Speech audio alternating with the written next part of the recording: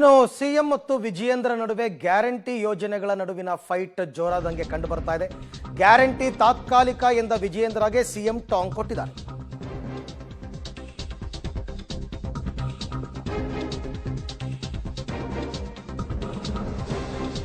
ಕರ್ನಾಟಕದಲ್ಲಿ ಮುಂದಿನ ಅವಧಿಗೂ ನಾವೇ ಇರ್ತೀವಿ, ಯಾವುದೇ ಕಾರಣಕ್ಕೂ ಗ್ಯಾರಂಟಿ ನಿಲ್ಲಿಸಲ್ಲ. ವಿಜಯೇಂದ್ರ ಏನು ಶಾಸ್ತ್ರ ಹೇಳ್ತಾರಾ?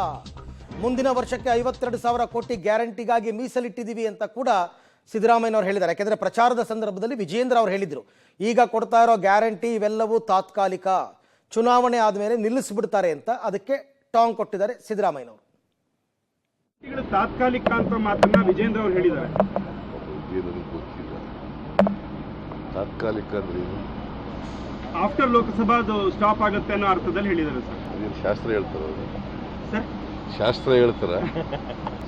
ಕರ್ನಾಟಕದಲ್ಲಿ ಈ ಟರ್ಮು ನಾವೇ ಇರ್ತೀವಿ, ಮುಂದಿನ ಟರ್ಮು ನಾವೇ ಇರ್ತೀವಿ.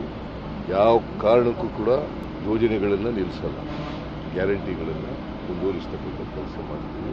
ಮುಂದಿನ ವರ್ಷಕ್ಕೆ ಅದಕ್ಕೋಸ್ಕರನೇ 52,000 ಕೋಟಿ ರೂಪಾಯಿಯನ್ನು ಬಜೆಟ್ನಲ್ಲಿ ಗ್ಯಾರಂಟಿ. ಓಕೆ, ವಿಜಯೇಂದ್ರ ಅವ್ರಿಗೆ ಸಿದ್ದರಾಮಯ್ಯನವರು ಹೇಳಿರ್ತಕ್ಕಂಥದ್ದು. ಬಿಜೆಪಿ ಅವರು ಹೋದಲ್ಲಿ ಬಂದಲ್ಲಿ ಅದನ್ನು ಹೇಳ್ತಾ ಇದ್ದಾರೆ.